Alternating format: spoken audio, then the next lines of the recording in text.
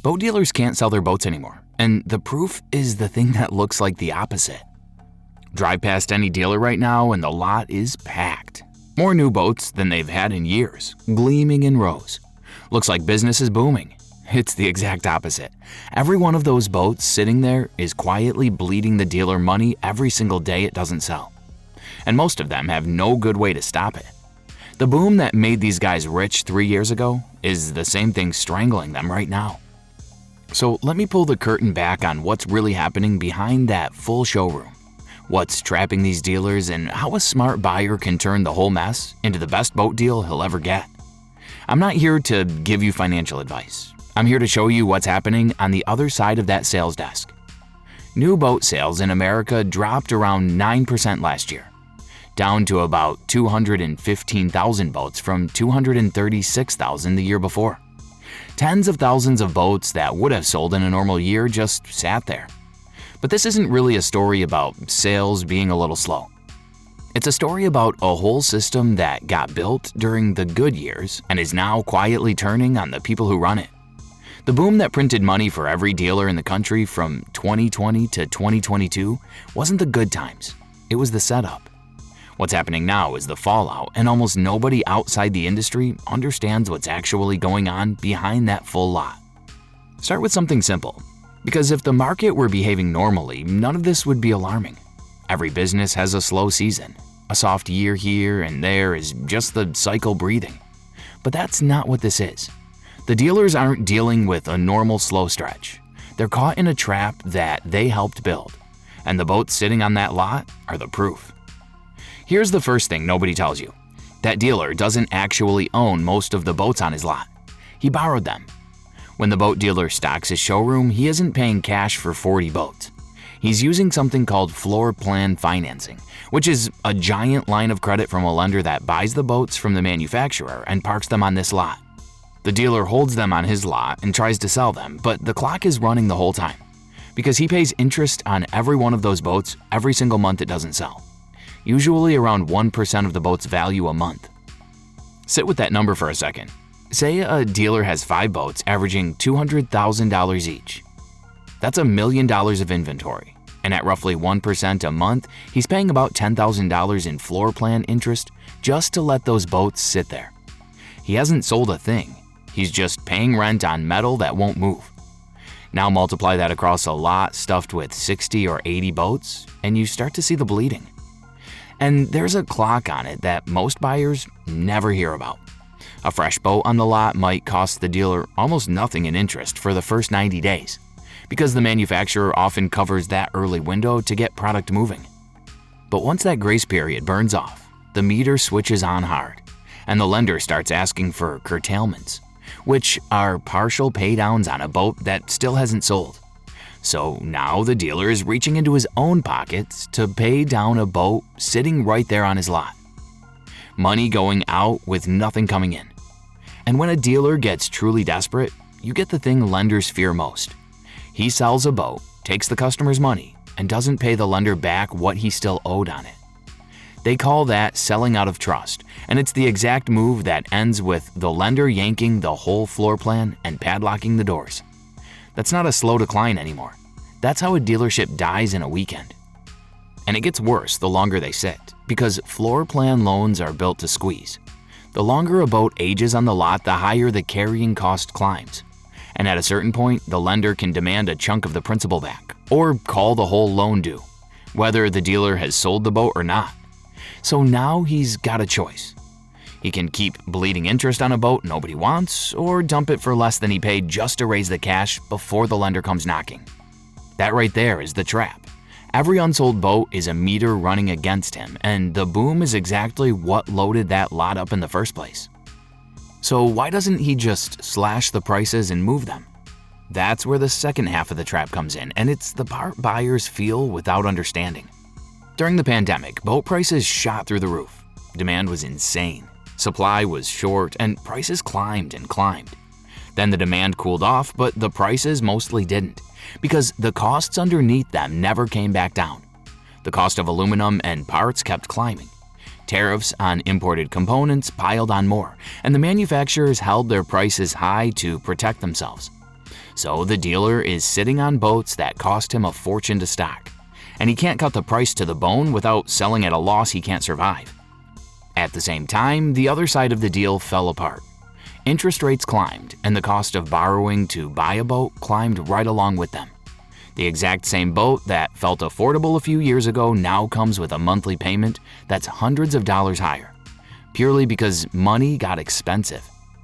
Put real numbers on it. Take a $60,000 boat on a 15-year loan. Back when money was cheap, around 4%, that's a payment in the low 400s a month. At today's rate, closer to 9 or 10%, that same boat jumps to well over $600 a month. Same boat, same price tag, but almost $200 more out of the buyer's pocket every single month for 15 years. And not 1 cent of it buys a better boat. The boat didn't get more expensive. The money did. It's also why you're suddenly seeing the manufacturers dangle low promotional financing and rebates again, trying to buy that rate back down for you. Because they know it was the payment that broke, not the desire. So you've got costly boats sitting on the lot and buyers who suddenly can't stomach the payment, and a nervous economy making everyone think twice about a toy. An expensive boat and an expensive loan landing on a cautious buyer is exactly why those boats just sit. And buyers didn't stop wanting to be on the water. They got smarter about how. More than 90% of the boats actually selling right now are the smaller, cheaper ones. The aluminum fishing boats and the personal watercraft you can trailer to the lake. People didn't quit boating. They quit overpaying for the big stuff, which leaves the dealer holding a lot full of exactly the expensive boats nobody's reaching for. Now let me put a face on it, because this is where it all comes together. Picture a dealer. Call him Mike. Mike did everything the boom told him to do. Sales were on fire in 2021, boats were selling before they hit the lot, and the manufacturer kept telling him to order more. So he did. He ordered big for the next couple of seasons, locked in at high prices, and stuffed his lot. Because every boat that landed sold almost instantly, and he didn't want to be the dealer with an empty showroom when a buyer walked in. Then the music slowed. The boats kept arriving because he'd ordered them a year earlier, but the buyers thinned out.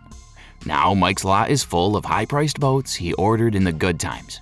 He's paying floor plan interest on every single one, and the lender is watching the inventory age. He can't hold them forever because the carrying cost is eating him alive, and he can't dump them cheap because he paid too much to begin with. So he starts cutting everywhere else he can because the floor plan bill and the mortgage on that big shiny showroom are fixed costs that don't care how slow the month was. Mike isn't a bad businessman. He planned for the world he was living in, and the world changed underneath him.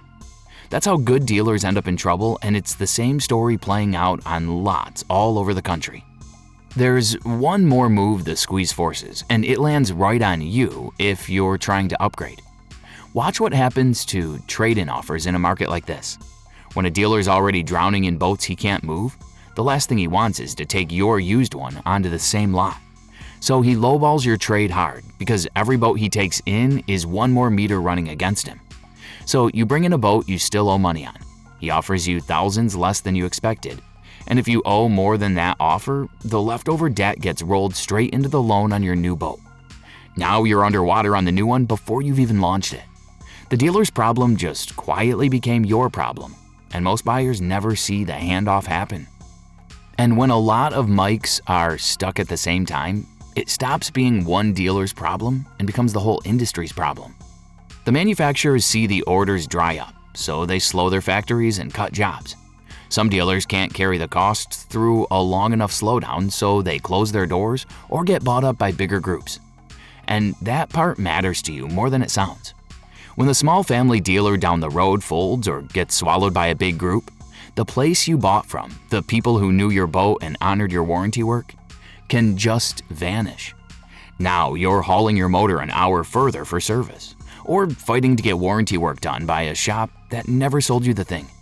Some of the biggest dealer groups are using this stretch to quietly buy up the small guys cheap, which leaves fewer independent shops and less competition on the other side of it. A dealer closing isn't just his problem.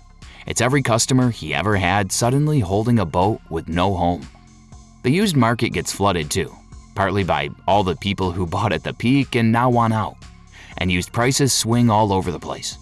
And the guy who paid top dollar for a boat in 2022 is now sitting on something worth a fraction of what he owes, watching the same model get discounted on the very lot where he bought it. The whole thing feeds on itself, and it traces straight back to a boom that taught everyone to over-order and over-borrow at the same time, betting it would never end. I'll be straight with you because accuracy matters more than drama. The worst of it may be passing. Industry confidence has ticked up, dealers are getting leaner, and the people who run these businesses have seen cycles before and know how to ride one out. This isn't a collapse, it's a correction. The market letting the air out of a few wild years. But a correction is exactly the kind of moment a sharp buyer waits for. So here's what all of this means for you, because there's a real opportunity hiding inside it. A market full of nervous dealers and aging inventory is the best leverage a boat buyer has had in years. When Mike is staring down a floor plan bill on a boat that's been sitting since last season, he is highly motivated to move it, and that motivation is your discount. So walk in knowing the game. Ask which boats have been on the lot the longest, because those are the ones bleeding him the most, and those are where the real deals live. Look hard at last year's leftover model year boats, the ones the manufacturer already replaced, because the dealer wants them gone, and the boat is functionally identical to this year's. And be the buyer he can't say no to. If you show up with cash or strong financing already lined up while everyone else is stretched thin and scared, you become the most valuable person who walked through his door all week. And suddenly the dealer is working for you instead of the other way around. That's the whole flip. In a soft market, the prepaid buyer holds the cards. 2 cautions, because I'm not going to hand you the leverage and let you walk into a different trap. A cheap price is only cheap if the loan behind it makes sense. So don't let a good sticker talk you into a 20-year note you'll be underwater on for a decade. And remember that the purchase price is just the start, because a boat costs real money every year to insure and store and maintain, no matter how good a deal you got. The smartest play of all in a market like this one is often the one this whole channel is built around. A clean used boat, or the boat you already own kept running right, beats a brand new note in a soft economy almost every time. Here's the thing to carry out of this. That packed dealer lot you drive past isn't a sign of a healthy business. It's a meter running against a guy who ordered for a boom that ended. And once you understand that, you stop seeing a showroom and you start seeing leverage. The boom trained everyone to overpay. The people who come out ahead in what's happening now are the ones who understand why those boats are sitting and who walk in ready to use it. Don't be the buyer chasing the market up. Be the one who knew exactly why it stalled.